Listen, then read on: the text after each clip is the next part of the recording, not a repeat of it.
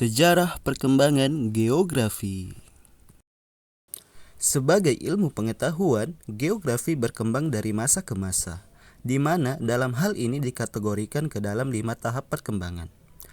Sejarah geografi itu dimulai dari geografi klasik yang berkembang di sekitar abad 6-1 sebelum Masehi.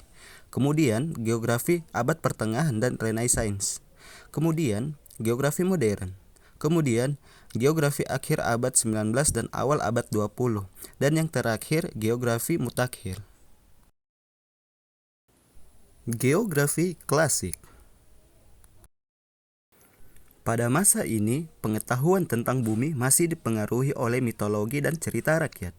Bangsa Romawi memberi sumbangan pada pemetaan karena mereka banyak menjelajahi negeri dan menambahkan teknik baru.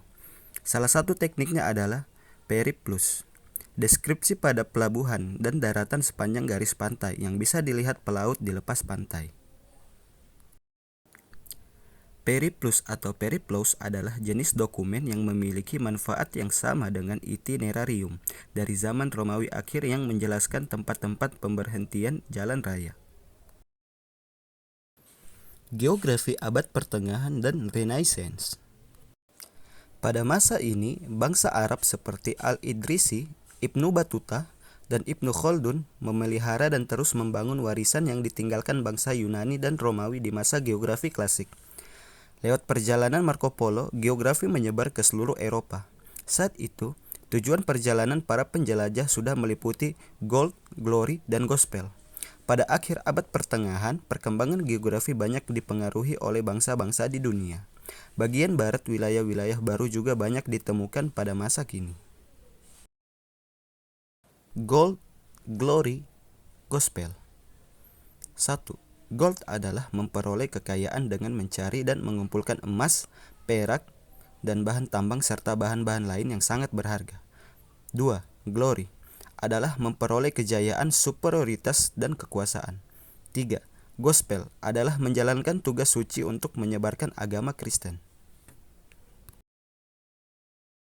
Geografi modern.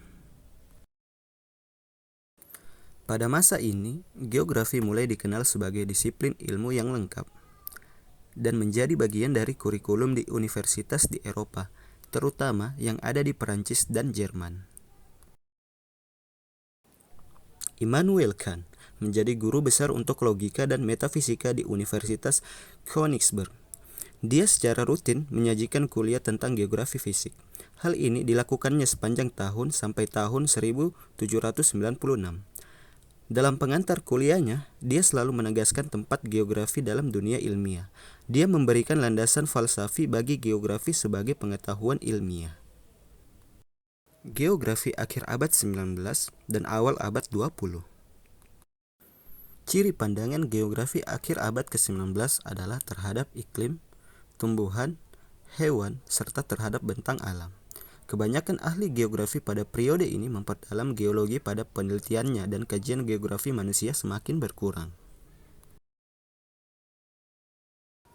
Friedrich Ratzel adalah wartawan dan penulis beberapa buku tentang etnologi, geografi manusia, dan politik. Friedrich Ratzel merupakan pencetus teori ruang atau Lebensraum dalam bidang sosial kebangsaan. Geografi mutakhir.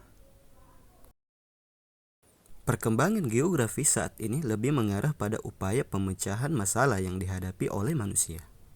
Geografi tidak bisa lepas dari ilmu lainnya dan sudah menggunakan metode kuantitatif dan peranti komputer dalam penyelidikannya.